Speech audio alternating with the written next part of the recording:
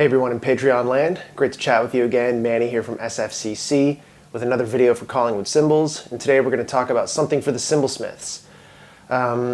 So that's going to be my mindset when creating new vintage style cymbals and how you can go about getting the sound, feel, and the general vibe of those kind of cymbals when you're making them from scratch. So to start off, I've heard a criticism about music nowadays, especially about jazz, that I think is a good indicator for what our mindset should be when we're making vintage style cymbals.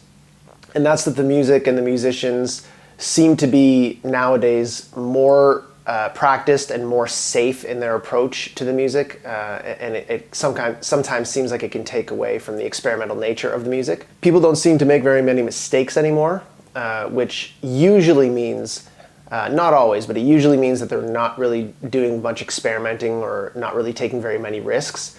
And I know I talk a lot about social media, but I think social media has a lot to do about that. People just want to get the perfect 30-second long clip to post on social media, and when you start taking a few takes of things, it's very natural that you start to fall into the same sort of musical phrases, just because you improvise things and then you hear something and like it and you want to repeat it. So it's not necessarily a bad thing. But if you think about someone like Max Roach or Roy Haynes, who are perpetual experimenters, their music has, depending on who you speak to about it, it depends on perspective in a certain way, but their music has quite a few mistakes and flubs in it, but it also has this fire and this fresh spirit behind it that's rarely seen nowadays. And I think that mindset of kind of getting into a practicing rut and trying to recreate things exactly over and over again is part of the reason why a lot of vintage style cymbals and vintage tribute style cymbals kind of miss the mark. People are basically applying a mindset of perfectionism to making a type of cymbal that's characterized by its imperfections.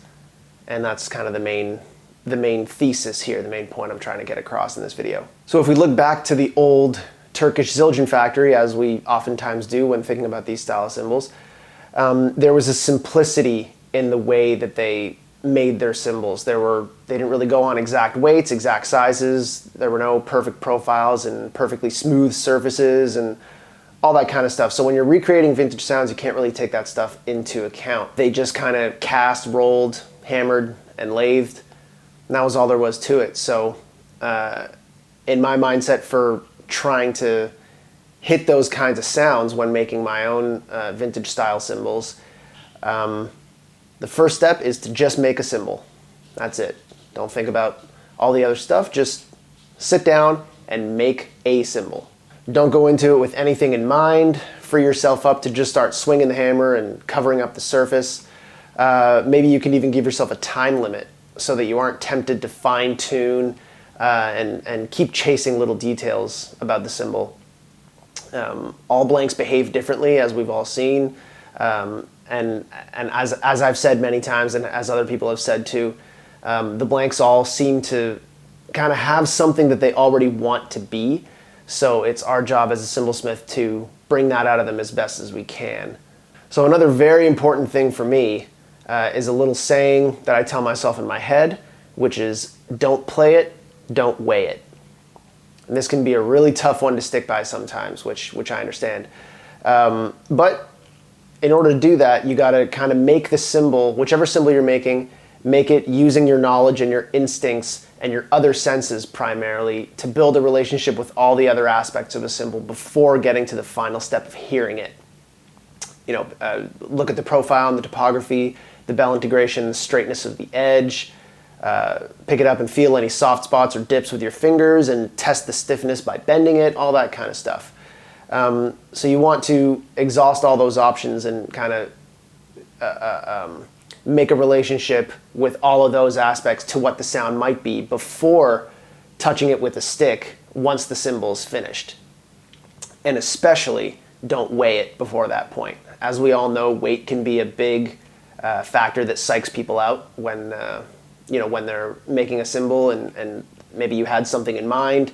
And if you get the cymbal to a point where it sounds good, but it's maybe 200 grams heavier than what you wanted, if you weigh it and then you keep chasing a certain weight, it's very often that you will chase that weight and achieve it at the expense of the sound, which is not good. Sound always comes first, obviously. For me personally, I only weigh my cymbals at the end when I'm putting the stamp on. I put the stamp on, weigh it, and write the weight underneath the bell, and that means that I'm only weighing them when they've already been finished and approved sonically. Now, obviously, we don't always have this option for commissions since the customers ask us for something specific and we need to deliver that as best we can. But I like working in this way personally for my stock pieces, and especially in my vintage line, which is kind of what we're talking about, because I think I feel more connected to the process while I'm doing that, and each build ends with a nice element of surprise in both the sound and the weight. And that's the main idea for me when making these kind of cymbals. It's always fun to sort of build a picture based on all those other factors in your mind of what the cymbal is going to sound like, and then you tap on it with a stick, and maybe those factors blended in a certain way that gives you something completely different. And it's always really fun to experiment with that and get that nice element of surprise. And with the weight too, I like to guess the weights of my cymbals before I weigh them. That's just a personal thing for me. I think that's fun. That lack of specificity, I guess, is kind of the point for me when making these kind of cymbals, because anyone who's played vintage cymbals of many different types knows that they're all wildly different. You know, the shapes are inconsistent, the weight ranges are pretty big, bell sizes and shapes can vary a lot, and there's many more differences between each piece that give them each a soul of their own.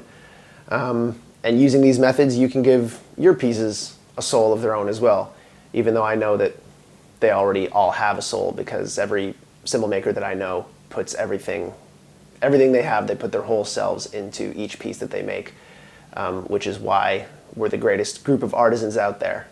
So I guess this has been more of a mindset guideline than anything else. These aren't rules that are steadfast by any means. You know, you can just try it out, experiment with these kind of things.